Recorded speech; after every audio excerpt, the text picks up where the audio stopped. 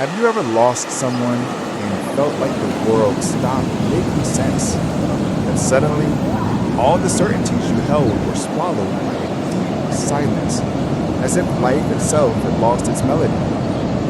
Maybe you tried to pray, but couldn't find the words. Or maybe you tried to move forward, but your steps felt too heavy. When pain arrives, it doesn't ask for permission. It walks in unannounced, occupies the most intimate spaces, and turns everything upside down. And it's at that moment that even the greatest convictions seem to waver. C.S. Lewis, one of the most respected Christian thinkers of the 20th century, knew this feeling very well.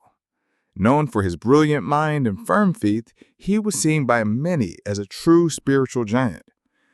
But when death took his wife Joy, Lewis was completely shattered. The man who wrote with such clarity about love, suffering, and eternity suddenly found himself immersed in a pain that words couldn't contain. And perhaps this is exactly what makes him so human, so close to us, because deep down, all of us have gone through or will one day go through moments when suffering can't be explained. And the only thing left is the question, where is God when everything falls apart?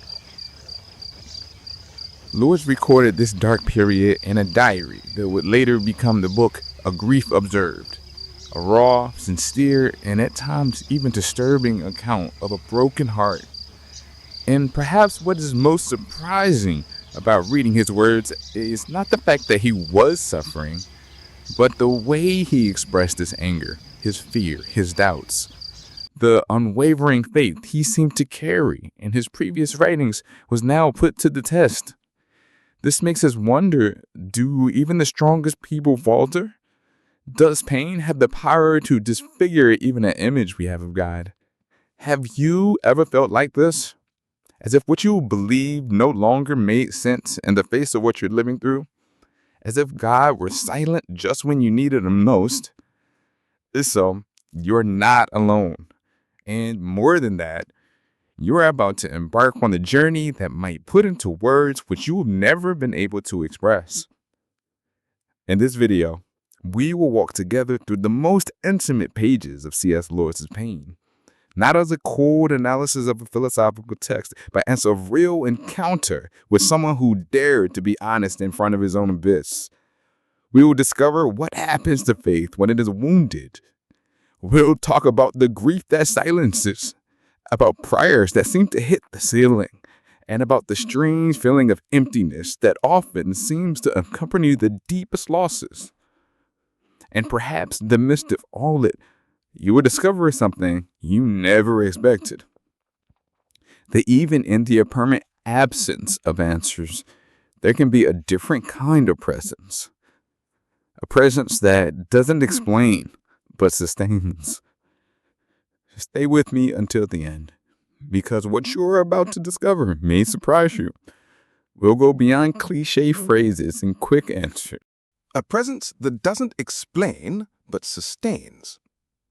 Stay with me until the end, because what you're about to discover may surprise you.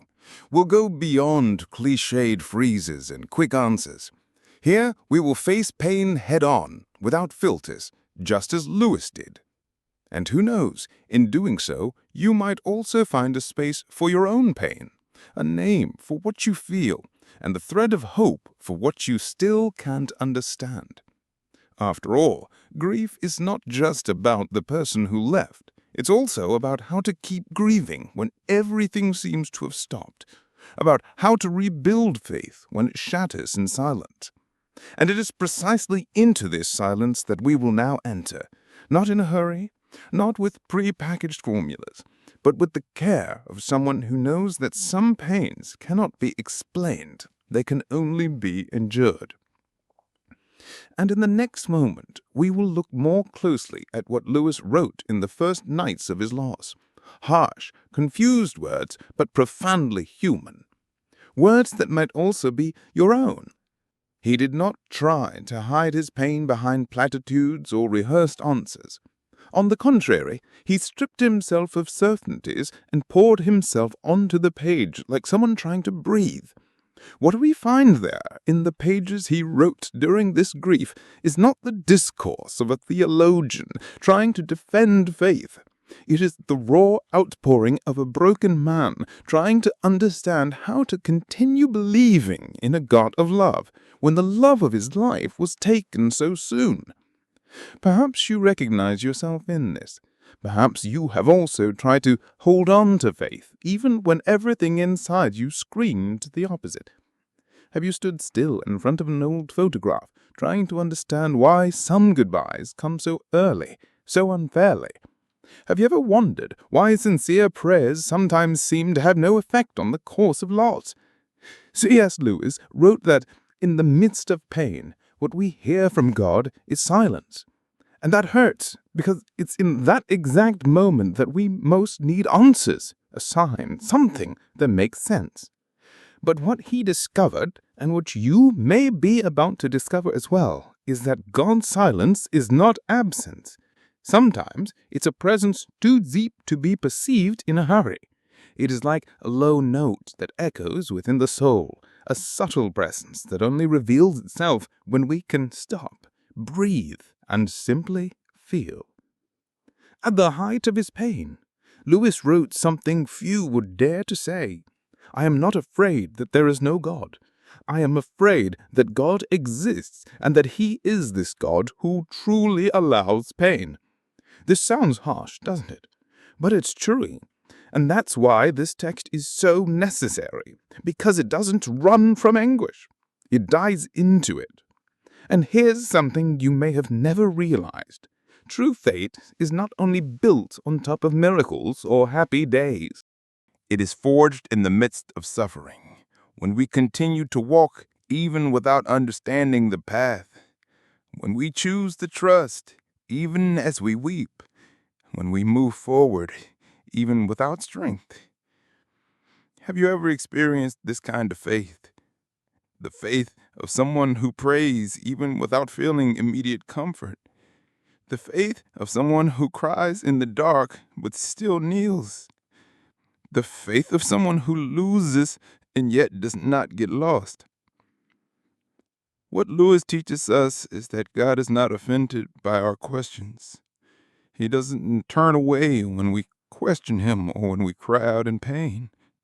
In fact, his relationship with God begins exactly there, when we stop pretending and start being real.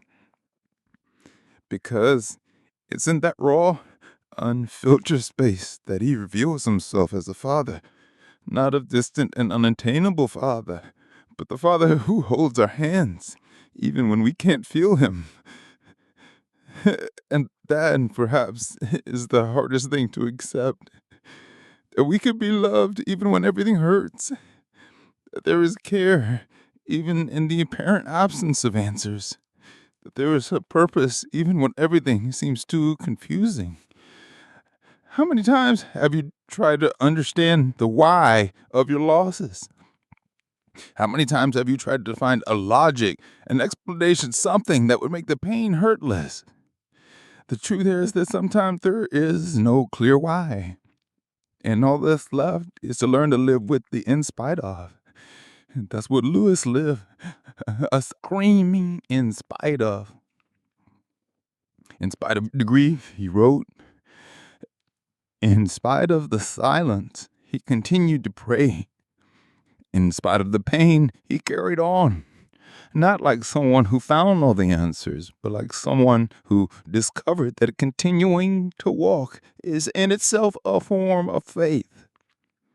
Perhaps this is what you need to hear today, that pain is not the end of your story, that there is beauty even in the broken pieces, that God has not abandoned you even if the silence seems to scream the opposite, and that even without knowing how, you can still be rebuilt.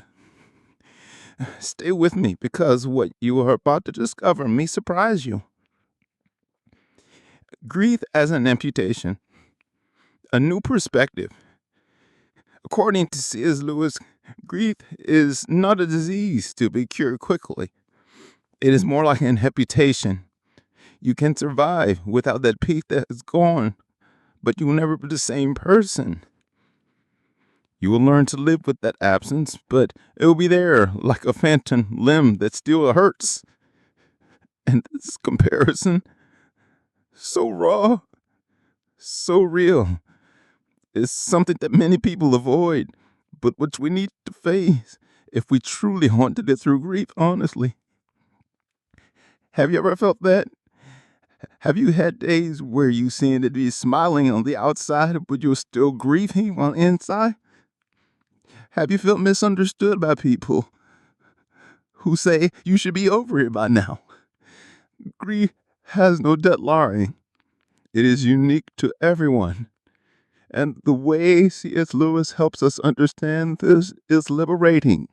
Because he doesn't give us a formula for overcoming it. He just shares his pain. And in some way, by seeing that even he was broken, we feel that we are not so alone. It is at this point that everything begins to change. Because when we accept that grief is a part of life and that feeling pain does not make us less spiritual, we open up space for a more honest, raw, and real faith. A faith that faces life as it is, full of losses, but also full of encounters. A faith that doesn't need masks and understands that God is not only the God of smiles, but also of tears. If you've made it this far, maybe something has resonated with you. Maybe you remembered someone who passed away, or a pain that still lives inside you, even if time has already passed. What matters now is that you are here, and that there is a chance to look at this pain with different eyes, without denying it, without erasing it, but also without drowning in it. That's what we're going to do next. We are going to continue together, exploring the deepest layers of this pain that cannot be explained. We will understand how the absence of answers can paradoxically bring us closer to a presence that transforms. We will discover that there is comfort, even when complete healing have not yet arrived, and that there is hope, even in the middle of the darkest night, because sometimes it is in the echo of silence that the voice of God becomes clearer. And what comes next may make you see your own story with new eyes. Before and after the storm, the vulnerable Lewis. And perhaps this is the most delicate moment of this entire reflection, realizing that, as Lewis said, often it is not the world outside that is in disorder, but our own heart, our own perception of reality, distorted by pride, by haste, by unhealed pain. And when we understand this truly, not just with our minds, but with our hearts, a new door opens, a door inward, a silent call to reorder the soul before trying to reorganize the world. And as you dive into these ideas, maybe something has touched you in a special way, a phrase, a thought, a memory. This is what I want to invite you to talk about. If this topic resonates to you, leave a comment below about what touched you or made you think the most. Sometimes their experience can be exactly what someone else needs to be today. Your voice matters. More than that, it builds the space at a living community of seekers, of people who want to grow together. If you're still here, it is because this content had in some way resonated with you. So like this video, it helps us spread the message to more people, just like you, who are looking for meaning, depth, and maybe a little comfort too. And if you want to continue reflecting with us on Lewis's teachings on faith, soul, choices, and everything that really matters, subscribe to the channel. Your presence here is what keeps this project going. It's what gives us the strength to go deeper with each new video. Now, take a deep breath, because there's more to come. A God who holds us in the rubble. Have you ever wondered who C.S. Lewis was before the loss of joy? No matter how much we know of his works, behind that sharp intellect, the apologist who shined in lectures and works like Mere Christianity, there was a man deeply rooted in faith and logic. He was a renowned professor, an influential writer, someone who argued with clarity about the existence of God, the meaning of life, and the purpose of suffering. He stated with conviction that the Christian faith made sense, that reason and the heart could walk together, and it was this conviction that built his spiritual authority. But all of this, questions, arguments, affirmations, would be put to a brutal test. Imagine the contrast. The same man who taught about the God who sustains the universe found himself disbelieving in himself in the face of the sadness that invaded his heart. This happened when Joy, his beloved wife, was diagnosed with cancer and passed away just a few years after they were married.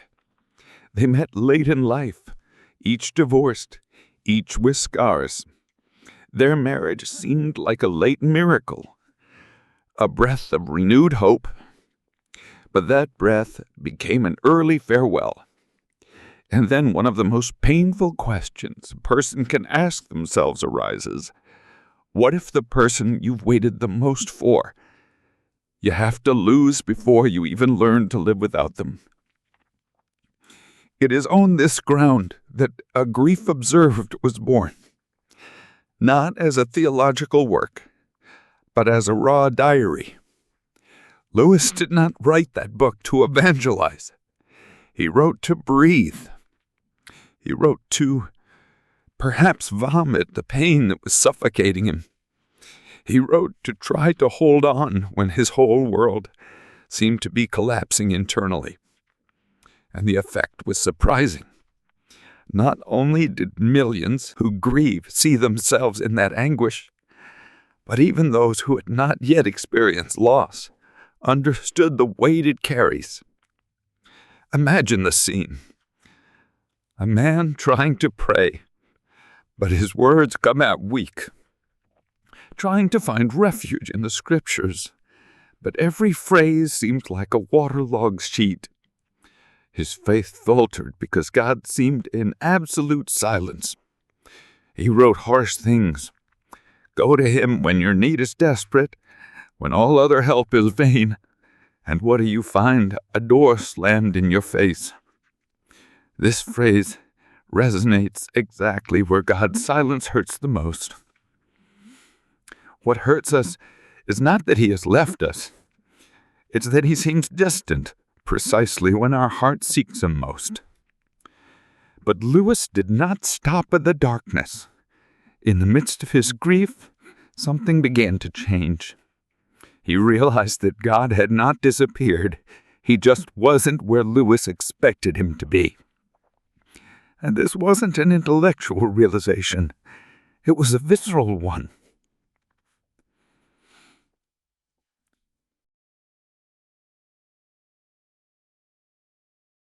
The trust he had was refined. That faith that seemed crystalline now became a truth forged in the fire of humility. He saw that in pain, faith does not dissolve. It is purified. Or at least it has the chance to be reborn, more humble, more aware of its own fragility. The transformation of suffering into prayer does not happen on the stage of applause or joy.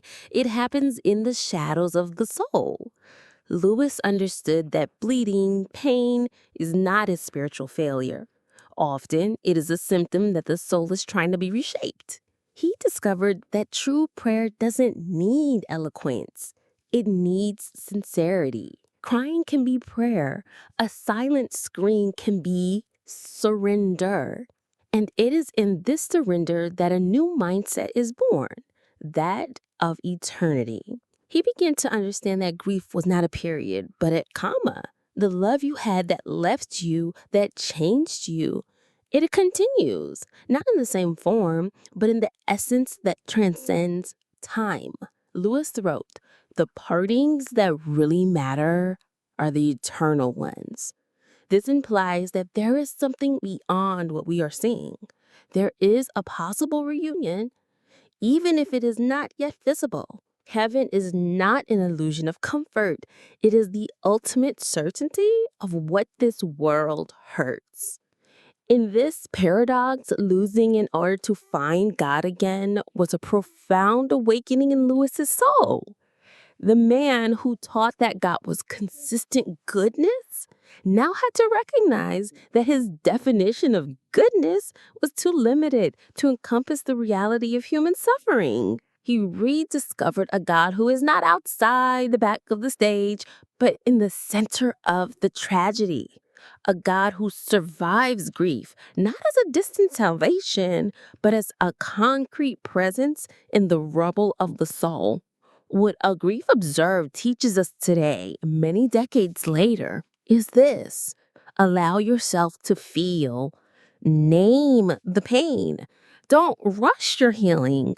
Don't let anyone tell you that you should be over it. God's presence is not measured by answered questions, but by who you become while you wait.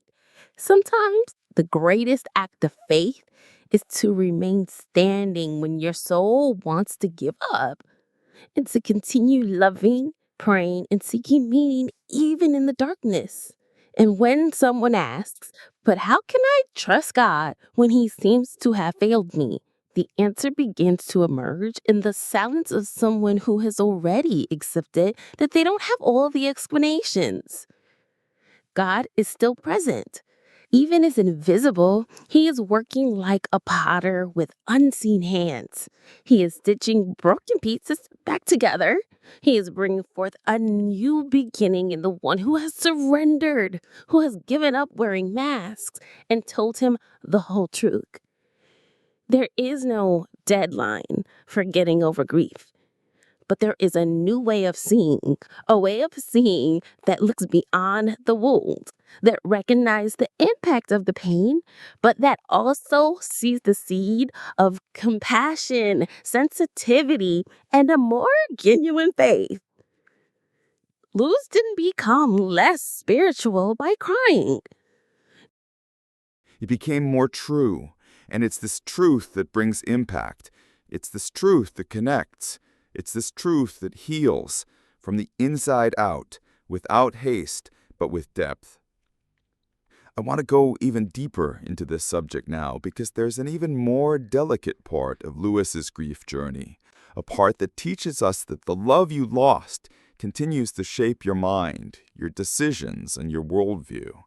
That separation, no matter how painful, can be the catalyst for a spiritual maturity that few people know. But this part is for the next stage of our conversation. Before we move on, if you saw yourself in any part of this, or if something resonated in your heart, comment, "This makes sense to me," or "I'm on this journey too," just so I know you're with me on this crossing. Love as an act of will. When C.S. Lewis writes that love is not in essence a feeling, he's not denying that feelings exist. More is he saying that they are unimportant, but he invites us to look at love from a more solid, deeper, and above all, more committed point of view. In The Four Loves, Lewis talks about how feelings can be inconstant, fleeting, and even deceptive. He himself states that love at its highest level cannot depend on our mood or the circumstances around us, because true love, the kind that transforms, heals, sustains, and saves, must be a daily choice. Lewis calls us to emotional and spiritual maturity. He shows us that love is not what we feel only when everything is going well, when the other person pleases us, or when we are inspired. True love reveals itself even when we're tired, hurt, or in front of someone who no longer awakens the same enthusiasm as before. It's at that moment that love, as a decision, becomes most clear, because it begins to be sustained not by what we feel, but by what we choose to do, and to do consistently.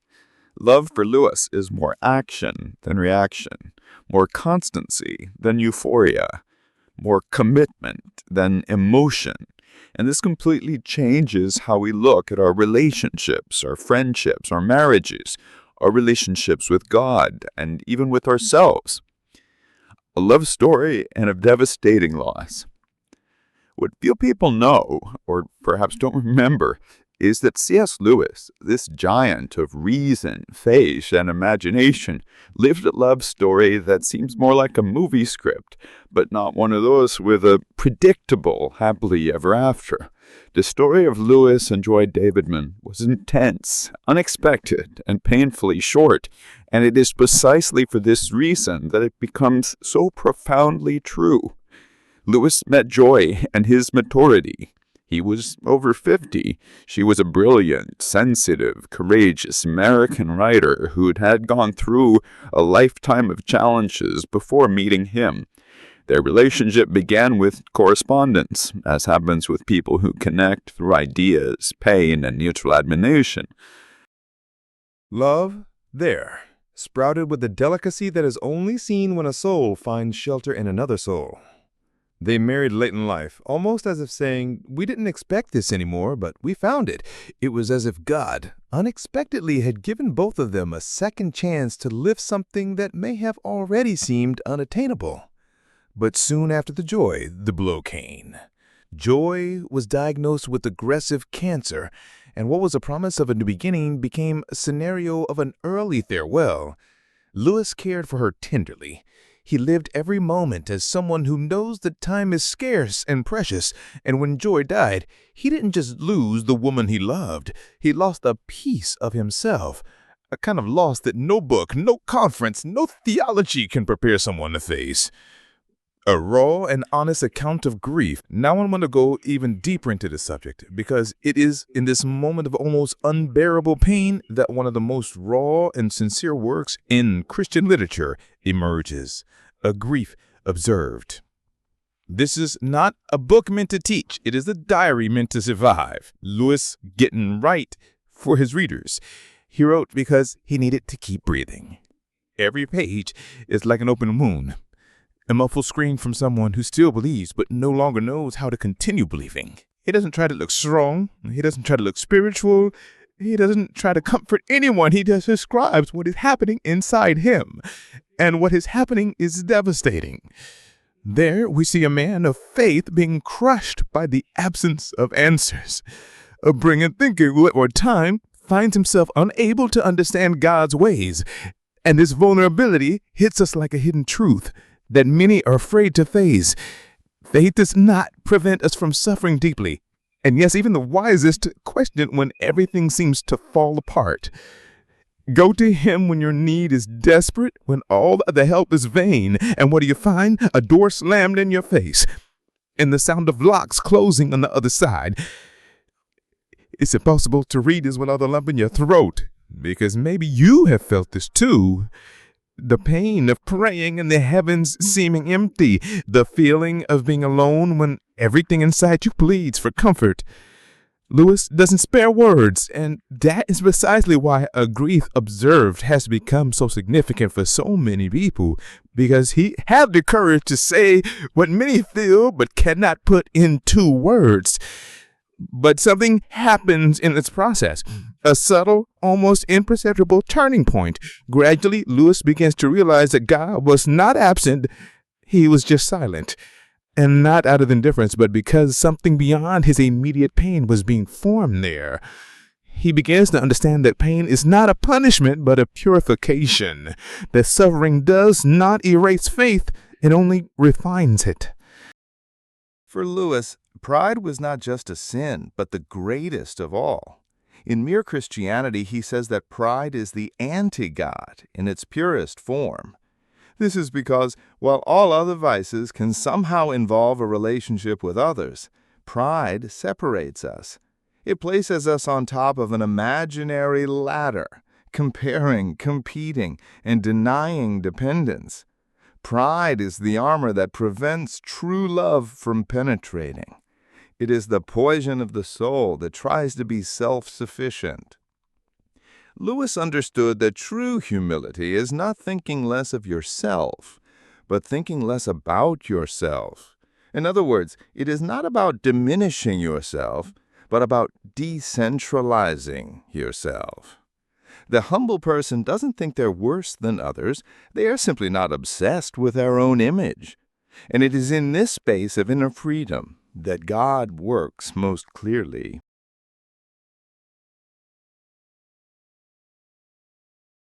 It removes the excesses, it destroys illusions, and it reveals a God who is deeper, more real, more present than the one he thought he knew. This transformation is silent. It doesn't come with great revelations or spiritual visions. It comes with small perceptions. A thought there crosses the night. A memory that warms the chest in the midst of tears. A sigh of peace in the middle of emptiness. Gradually, Lewis understands that suffering, no matter how hard, can become a prayer. Not one with beautiful words, but one that comes only with tears and silence. Because sometimes it is in despair that we pray most truly. And it is in that place that God becomes most intimate. This journey leads him to see grief in the light of eternity. And here the perspective changes completely. Lewis begins to understand that joy was not taken. She was given for a time, and is now just in another place, waiting a reunion. The pain remains, but now is intertwined with hope. A hope that does not ignore the longing, but that points to heaven as the final destination. He writes that the pardons that really matter are the eternal ones, and this was not one of those. Death is no longer the end. It's a comma, an interval, a see you later. This new way of seeing love and loss becomes a lens through which he begins to reinterpret his own faith. Because pain, instead of destroying his trust in God, deepens it. Lewis doesn't find a different God. He rediscovers the true God, now without the filters of comfortable theology, triumphant faith, or easy certainties. And this leads us to one of the most important questions of this journey. What if grief is not the end of faith, but the beginning of a deeper faith?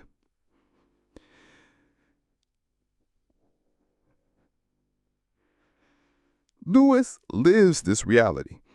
He doesn't go back to being the same man as before. He comes back as someone more whole, more sensitive, and more aware of grace. The man who writes after grief is stronger precisely because he allowed himself to be weak. And this teaches us something powerful. Because maybe suffering isn't lead this paradox. It breaks us, but it also remakes us. It empties us so that we can be filled with something new. And what a grief observed teaches those who suffer today is exactly this. That you don't have to have all the answers. That feeling anger, sadness, or confusion is not a sign of a lack of faith. That your tears can also be a prayer, and that God remains present, even when everything in you says the opposite. Lewis gives us permission to feel, to not rush healing, to walk through the valley of the shadow with truth, without hate, without guilt, without masks. And this prepares us for something even greater, the lesson that pain brings about love. Because grief, no matter how cruel, did not destroy Lewis. It transformed him. After the loss, he went back to writing. He went back to teaching. He went back to touching lives. Not despite the pain, but because of it. Because now there was something in his words that only loss could teach: compassion. Lewis began to love differently, more deeply, more genuinely. And perhaps this is what pain does to those who go through it with an open heart. It teaches us to love better, to value more, to listen more attentively, to be more present, to let go of what is small. Grief is not the end. It is a portal, and crossing it can be the most honest way to find the God who never left us. Come here below. I'm on this journey too, because your pain matters, and your journey does too. The Great Longing. There is a particularly touching passage in Lewis's writings where he says that if we find in ourselves a desire that no experience in this world can satisfy, the most likely explanation is that we were made for another world. This phrase, which for many is just a beautiful social media quote, carries one of the most central ideas of Lewis's faith, the sense of longing for the eternal, or as he called it, joy. A joy so deep, so inexplicable, that it seems more like a memory of a home we don't yet know. It is this kind of longing that makes us silently restless, like a forgotten song that still echoes in our memory, even if we don't know where it came from. Lewis believed that God also reaches us through desire, and not just any desire, but that silent yearning that is born from our incompleteness, a desire that no achievement, no person, no earthly landscape can completely placate. And perhaps that's why moments of inexplicable beauty, profound silence, or even acute pain have this strange power to remind us that we belong to something greater, that there are marks of eternity within us. It is not an exaggeration to say that Lewis saw the soul as a letter written by God, addressed to heaven, but still being read on earth. If this awakens something in you, if you ever felt this emptiness that cannot be explained, tell me in the comments. Sharing this here can be liberating, and who knows, it might also resonate in the life of someone who is also seeking the same answers. Your story has the power to touch other souls. And when you like and comment here, you are helping to spread reflections like this to more people who also need to remember that they are not alone. And in this kind of content, it feels good to you. If it makes you think and feel more deeply, subscribe to the channel. This is how you follow each new chapter of this journey well on together, seeking meaning, faith, and beauty in the midst of it all. But back to our path.